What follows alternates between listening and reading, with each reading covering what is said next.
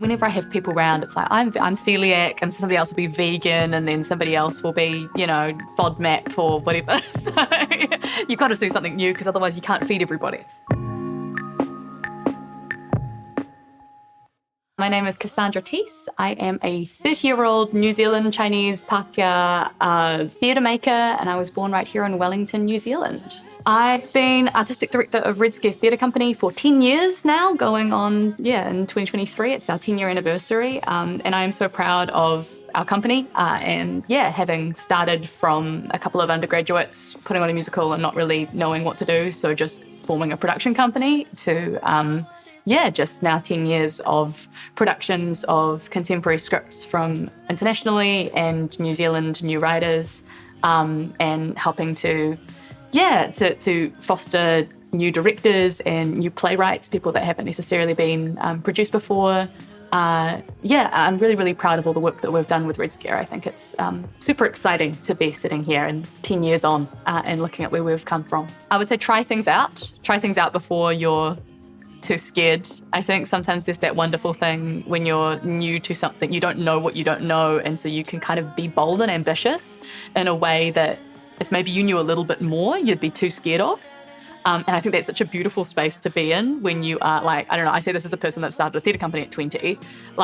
Maybe if I was 23, I would have realised, we don't have the resources for this. Why would we bother doing this? We should just submit this, But I didn't know what I didn't know. And so I just went ahead and did this thing and maybe made some mistakes along the way. But in the process of that was ambitious. And there's something really beautiful when you see, young people kind of just trying things out and just going for it and not being scared off by all of the stuff that they don't know yet, just trying it. And I would really encourage people to keep doing that. I love that. I got married last year. That was pretty great. It's really beautiful when you have those organic moments of feeling, I'm very happy. I am just, totally blessed and privileged to be living the life that I'm living. And, I think I'm lucky enough to say that I get those moments often. I think the people around me really spur me on and inspire me to keep focused and motivated to do things every day.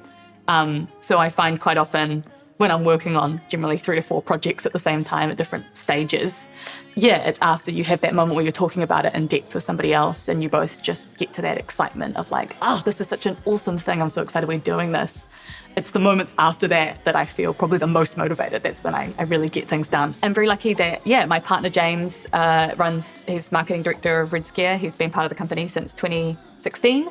And I think having a partner in both life and work like that, probably doesn't work for everybody, but it really works for us.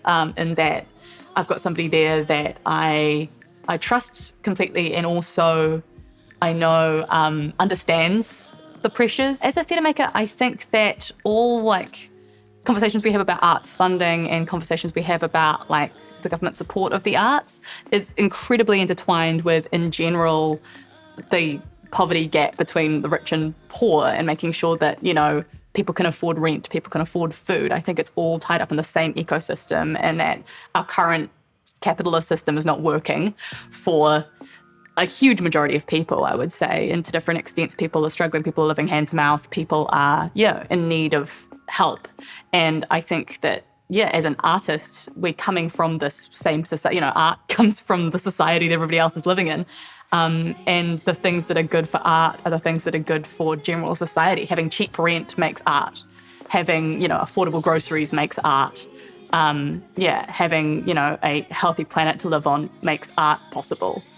So I don't think it's, when we think about art as a separate sort of issue, not connected to the rest of that stuff, I feel like that's not, it's kind of a disingenuous way of thinking about it politically. I am very much, I think that, if everybody is able to live a fulfilled life, and I think that shouldn't be contingent on their ability to work within a particular system. I'm also I'm diabetic. I have a disability of some kind. I feel like, that any sort of systems that say people need to fulfill a certain level of work in order to live, I think that's a problem. And I don't think that should be part of how society works. I think society should function that everybody is able to live and thrive and create.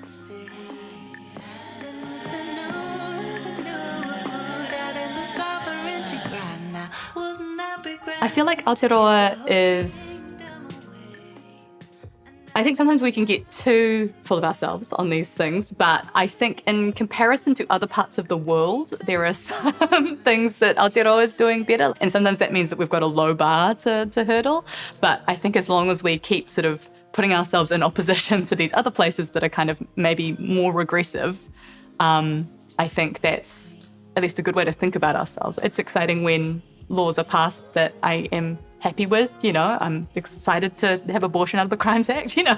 Like, I think there are places in which New Zealand is tending towards a fairer and juster society. I don't think we're there yet, but I hope that we are on the right path. We need to start like a more progressive taxation system, I would say, like put the capital gains tax in, think about a wealth tax, reduce taxation for the people that earn the least money. And, you know, I'm interested in UBI. I don't understand the entire ins and outs of it, but I am interested that in Ireland they've got an artists UBI that they've tested for a year or so. I'm interested to see how that pilot program works out, if that's something that we could try here.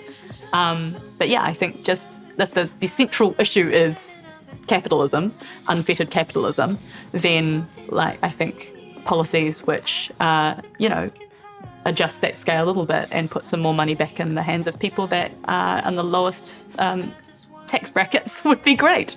Community is like an ecosystem, right? Like there's so many different elements that if you have one thing wrong, it can kind of not work, kind of fail, you know, shifting and changing of acknowledging who is community, who is in your community with you, you know, where do we draw the bubble of community? Is it, you know, the people locally around you, and is that just the people locally around you of your ethnic group, or is that everybody that lives in the bubble around you? Is it just the people in your gated community, or is it a wider, you know, across socioeconomic bounds?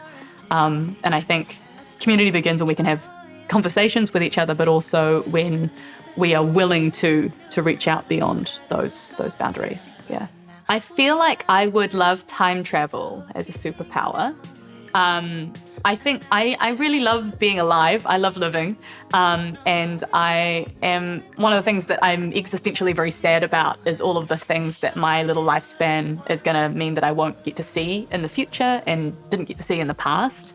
And yeah, I think that I have immense curiosity for the world.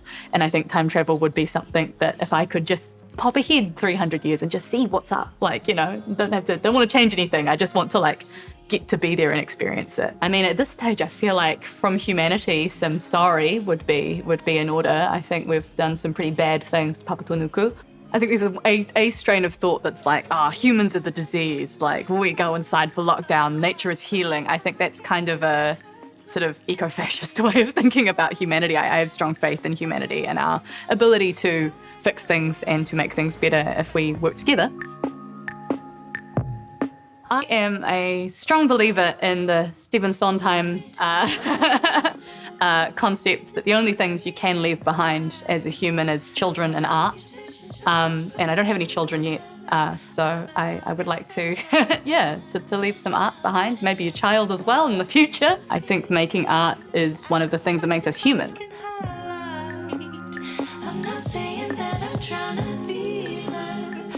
I love Lizzo, any of her sort of first album, great. Oh God, I wish that I was better at driving. I've just failed my restricted for the second time last week. The cast of Lost, because they got through and there'd be great drama. I would buy a house. I think I set a deposit on a house, but you could just buy a house with $1 million. That'd be great. I would love to share something with Terry Pratchett, R.I.P., who's my favourite author growing up. And I just think he's, just had such a wonderful way of seeing the world and was so funny. I like to just have different hobbies on the go and then really try to resist the urge to turn them into jobs, which is what everybody wants you to do if you work in the arts. When I was a kid, whenever my dad would drop me off at school, he would always say, have fun, do your best work. And I feel like that's how I try to live my life.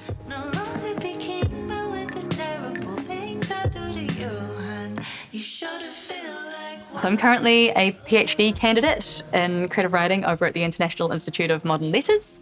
So I spend a lot of my day on my computer tapping away. And I'm writing texts for immersive theatre is my focus of my PhD. So that's what I'm doing mostly at the moment. Exactly. But no, I have the problem of, if you go on TikTok, it's like the algorithm is sort of attuned to what you look for. And for me, it's just different rarer crafts. I'll be watching it being like, I could do lino cut. Oh, I could learn how to lathe. Like, I'm not going to, I don't have room for this stuff in my house.